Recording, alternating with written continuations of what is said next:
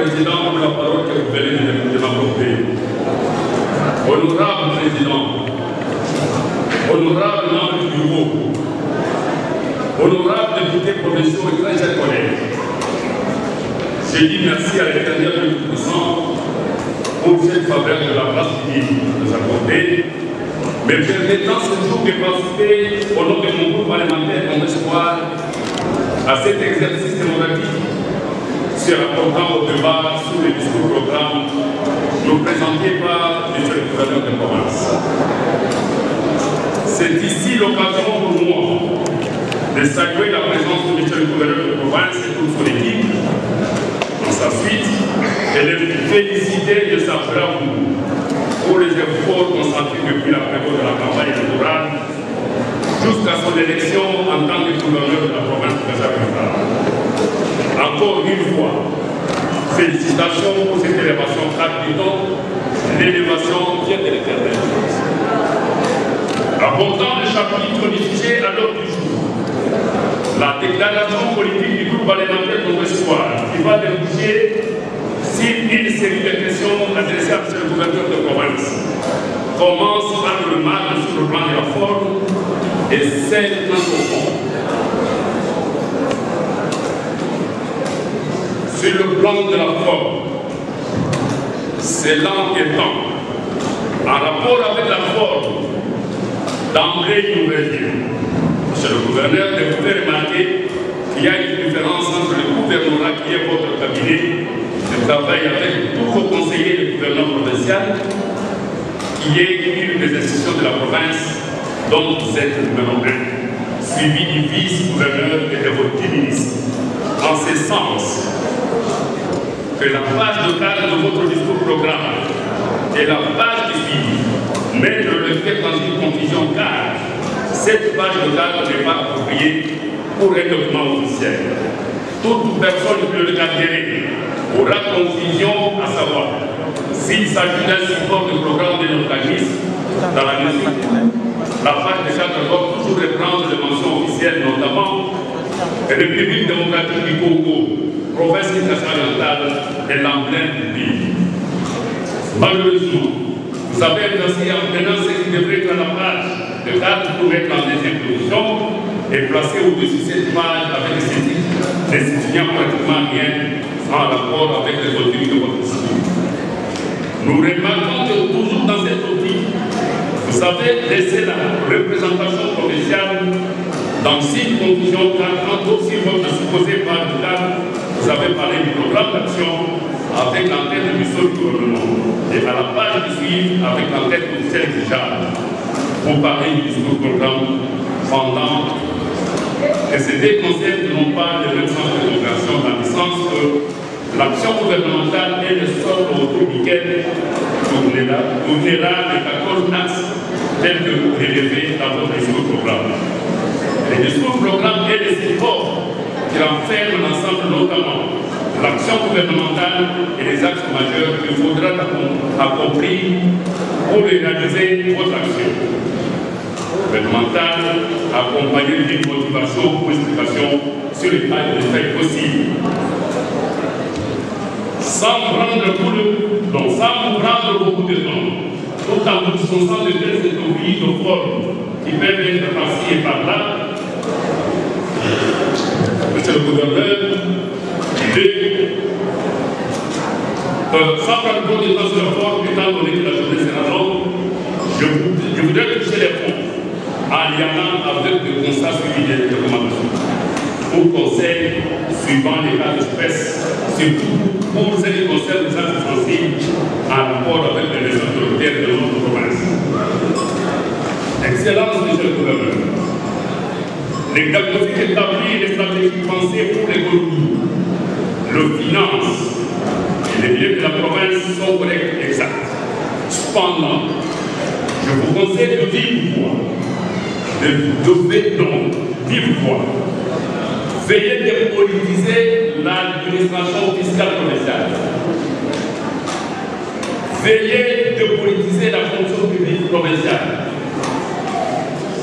Sur le plan infrastructure, travaux publics et reconstruction, Monsieur le gouverneur, vous comptez aménager 2 communes annexes pour le régiment de la ville. À la place, je vous suggère de découper la base commune de l'île en 3 communes. C'est dans ce sens que vous pouvez étudier une bonne approche pour l'interconnexion facile sur le plan routier de toutes les communes de l'île. En ce qui concerne les conflits routiers, qui sont répertoriés à travers presque tous les 5 territoires de notre province, vous n'avez pas fait allusion de la commission consultative de règlement des conflits routiers, une structure qui est prévue par la loi, mais dont l'application et le résultat de ces travaux sont toujours mis en cause par les concernés. Pour la plupart, nombreux des animateurs de ces commissions sont des chefs routiers en fonction sans respect des coutumes de leur activité quotidienne. En lisant votre programme, nous avons relevé plus de 14 axes prioritaires sur lesquels vous allez parler pendant 5 ans. Nous estimons qu'il fallait garder votre programme sur les axes prioritaires qui constituent la vision du chef de l'État pendant son 2e quinquennat. Avec quels moyens, monsieur le gouverneur, allez-vous réaliser tout ça? Votre sous-programme est trop littéraire. Il n'est pas chiffré. Il fallait que chaque axe partout évoqué soit chiffré en termes de pourcentage par les milliers.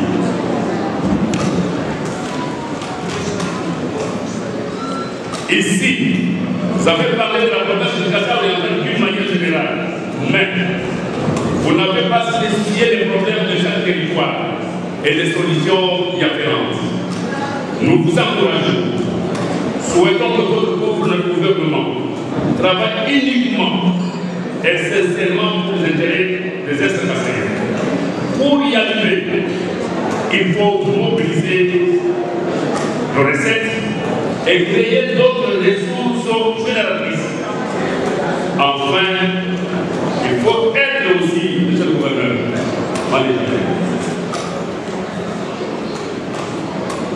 honorable président, honorable membre du bureau, honorable député très cher. Du reste, le groupe parlementaire mauvaise foi ne trouve aucun inconvénient en ce qui concerne la responsabilité de ces discours-là. Par l'Assemblée plénière et par conséquent, déclare être d'accord pour les mesures du gouvernement et le gouvernement.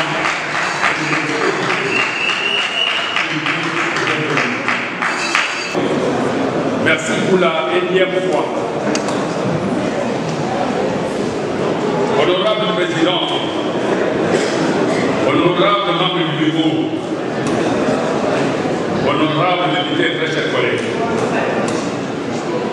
Auparavant, j'avais présenté un discours politique de notre mouvement politique. Maintenant, je parle de moi-même, de mon territoire. S'agissant du conflit qui persiste entre les autochtones et la Liban. Excellence, monsieur le gouverneur. Ce n'est pas la Liban qui est victime, comme vous l'avez souligné dans votre discours programme.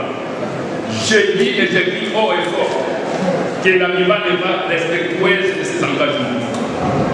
Les sols et les sous-sols appartiennent à l'État. Cette loi-là a été promulguée que pour les Makoara. Il y a un adage ou un principe qui dit celui qui ne réclame pas ses intérêts ou ses droits, il est prêt et mûr pour l'esclavage. J'ai devant moi ici une abondante documentation de correspondance échangée entre la Liban et l'autochtone, d'une part, et d'autre part, les décisions de justice qui chargent la Liban dans cette affaire. Excellence, monsieur le gouverneur,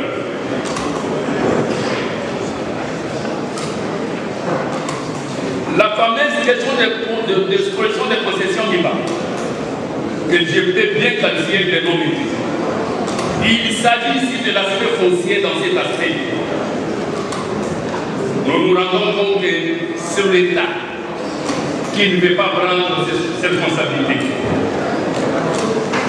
Et nous cherchons un gouvernement à la hauteur de sa tâche pour remettre le Bakouana dans ses droits. La MIBA était assignée des objectifs prioritaires suivants. Priorité à la restitution au fur et à mesure des concessions des terres aux autochtones bakouanas. Après leur exploitation à la MIBA, en état de réhabilitation au fin de la réutilisation par l'économie locale, les communautés locales. Priorité à la cession au fur et à mesure des maisons se trouvant dans les cités maudites ayant 625 maisons en compensation du village de Puy aux fins de l'exploitation minière par la MIBA. Priorité à la restitution de toutes les concessions non bâties, excepté les polygones MIBA, communautés locales propriétaires de terres. Pour être précis, nous ne voulons pas évoquer d'autres priorités que la MIBA s'était assignée telles que l'emploi de 30% des autochtones bakouas, services sociaux, santé et éducation, l'eau et assainissement, réseau routier, exploitation artisanale, indemnisation du fait de la privation de la jouissance du sol des communautés locales, le groupement des Bakouanas par la MIBA, la redevance minière, ainsi que l'élaboration de cahiers de charges. Excellence, vos prédécesseurs sont tombés dans ces filets de la MIBA. Ce dossier a été traité au ministère de portefeuille où la MIBA est représentée par le DG actuel et les Bakouanas, les membres du comité de revendication. Les instructions claires ont été faites à la MIBA et les Bakouanas. Encouragés par des revendications, ces vocables de relation de la MIBA, c'est pour peut-être par les Bakouanas qui ont cédé amicalement. Les Bakouanas qui ont cédé amicalement et gratuitement les terres à la MIBA. Pour l'exploitation qui s'est donnée aujourd'hui à devant des terrains, il cède aux tiers, il élargit les espaces de passant de vol de 25 km, de 22 km. Qui d'aider on peut parler pour qualifier de spoliateurs. Par sa lettre numéro 1265, par 2 FI SC, par 213, du 5/8/2013, elle-même la MIBA déclare que sur 13 concessions, 11 ont été rétrocédées aux tiers. Elles ne font plus partie de son patrimoine. Elle ne reste que sur 4 732 et 45. On peut se poser la question de savoir de quelle concession fait l'objet d'exploration selon. Or, dans cette idée, les titres de la MIBA ont été annulés. Donc nous pouvons comprendre le démarche de l'entreprise par vous lorsque vous convoquez le conseil de sécurité élargi au PCA et DG de la MIBA. Vous donnez le droit de choisir une catégorie de Bakouanas sans qualifier les mandats pour défendre les intérêts des Bakouanas. À savoir, Excellence, le Bakouanas subit le traitement extraterrestre comme nos apatrides et le pigment sur leur propre territoire. Le site pépinière 1 et 2, PCRS, GMU, son épouse est repris dans les domaines privés de l'État, référence à l'État national numéro 0154 bar MIM affaires foncières, bar 2013, le 4 octobre 2013, portant repris dans les domaines privés de l'État de la construction cadastrée, le numéro S7. Les terrains orthodoxes MVC et dispensaires, les Bakouanas sont là sur base d'une décision de la justice signifiée valablement, exécutée après plusieurs réputations à la MIBA, pour l'exécution volontaire. La patience a ses limites. La patience a ses limites. La justice a exécuté et le PV de remise de bien a été remis à la débat.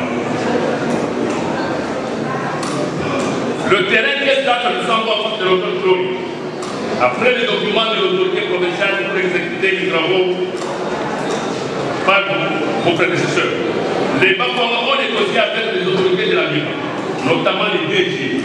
Le DGA et l'air mémorandum dont commis vous a été déposé. Excellence, vous vous rendez compte que le Bakwanga attend beaucoup de vous pour les accompagner et les protéger dans leurs droits légitimes bafoués, dont l'attente de promesses faite par les DG dans une grande réunion de la direction générale.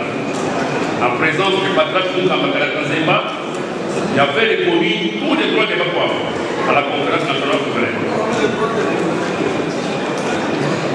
Pour votre gouvernement, dans son patrimoine foncier, l'AMIBA n'a que les conducteurs miniers et l'espace foncier appelé Fidima.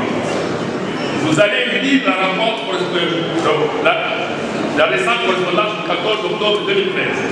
Le conservateur du Tronguier, circonscription foncière de Dumaï, qui a notifié l'AMIBA de l'annulation du certificat volume 22 folio 38 du 5 septembre 1962, commune de la Cloche. Vous trouverez ici les certificats d'enregistrement volume M42, folio 164 à 168, du 20 avril 2013, ainsi que ces volumes M42, folio 180 à 185, ici l'immortellement du certificat volume 22, folio 38 du 5 septembre 1962 sont annulés pour fausseté. Je mets conditionnement la disposition de vos services cette documentation. Vous devez vous en imprégner avant de vous prononcer sur le délai du droit. C'est dans cette optique que je me porte disponible d'aider vos services pour améliorer dans l'avenir la maternité de l'univers. J'ai aussi à contribuer à votre action gouvernementale pour raison de la paix et du développement de notre commerce. Considérant le constat fait sur place, il est nécessaire que les questions ci-après soient posées pour des réponses précises.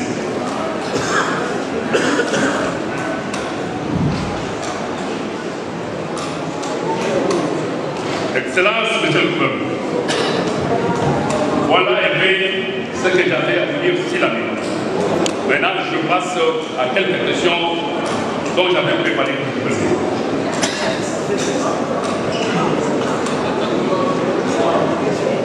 La présentation de vos ministres est complète. Nous ne savons même pas ce qu'ils sont, leur niveau d'études, leur provenance politique, ou recrutement politique de provenance, leur fonction ou profession antérieure et leur territoire politique. En quoi consistent les interférences dont vous parlez dans votre discours? Elles sont claires d'études. Pensez-vous que vos prédécesseurs en étaient victimes? Comment comptez-vous surmonter cela? Et si c'est déjà un système inacceptable et ancré pour établir la province de ce phénomène? Vous évoquez les stabilités politiques comme handicap pour développer l'agriculture dans notre province du Resta régional. Comment cela est-il réel selon vous? Comment voulez-vous initier les réformes dans le secteur agricole? Dès lors que vous connaissez vous-même que son échec est tributaire à l'ingérence et à l'instabilité politique. Vous entrevoyez une possibilité en vue de définir l'approche préventive contre le phénomène Africa Soba. Vous nous dites dans votre discours que vous avez fait l'état de guerre dans le secteur. Que peut-on savoir de la réserve stratégique initiée par votre prédécesseur Mathias Machiavini? La réserve stratégique à laquelle vous faites action, sera-t-elle la continuité ou une initiative nouvelle? Vous parlez de 1250 hectares de culture par territoire comme appui au programme de réserve stratégique agricole.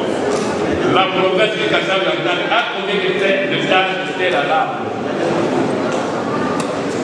Avez-vous déjà identifié ces sites par territoire et la semence appropriée pour chaque site ou territoire?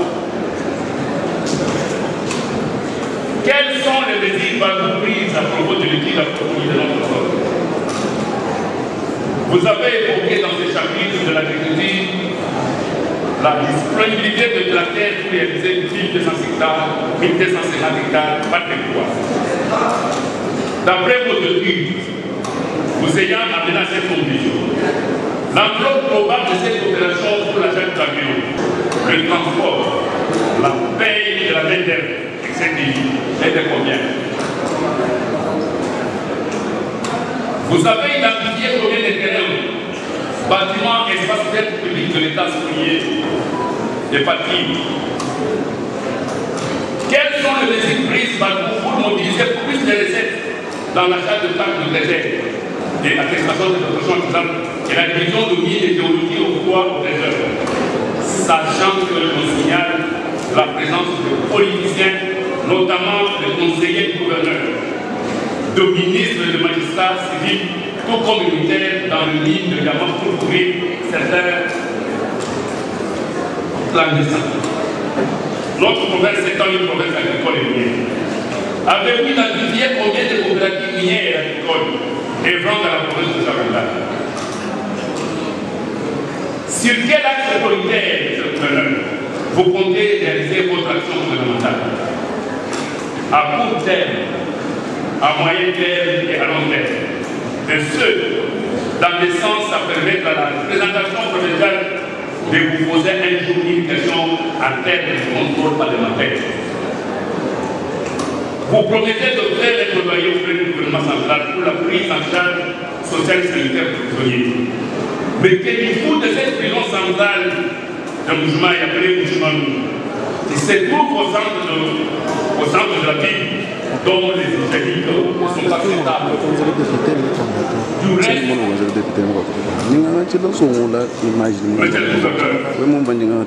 nos frères travaillent dans la société privée. Ils sont de 7h30 à 18h pour un salaire journalier de 5 000 francs. Ceux qui sont à la SAPMEX, ils sont de 7h30 à 18h pour un salaire journalier de 7 000 francs. Et il y a le talent. Ce sont nos frères. Ça, c'est l'exploitation de leur famille. Je pourrais terminer mon propos sans parler du programme de PDS sans tracer territoire.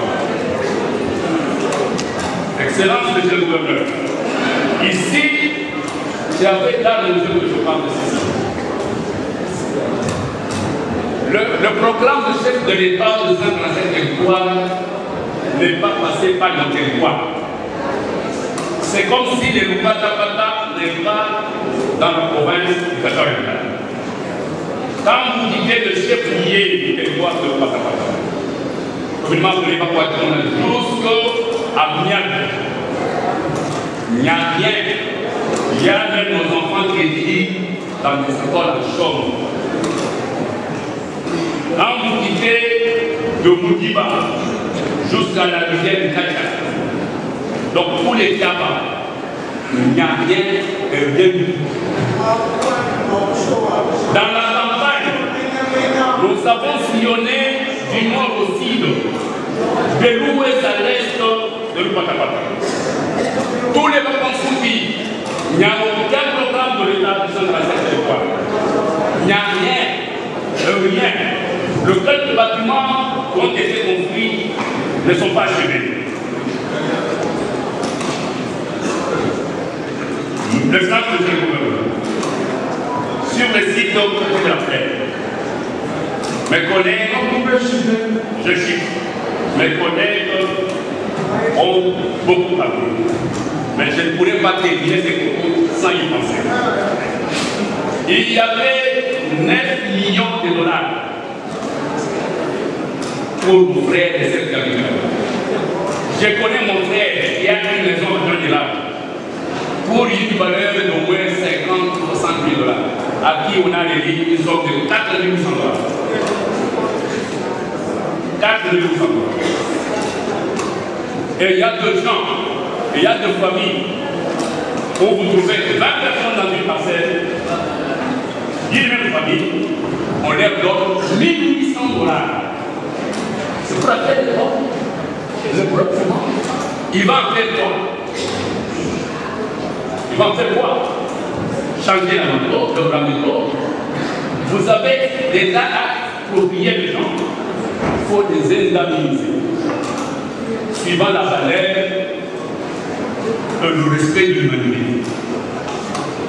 Je vous remercie.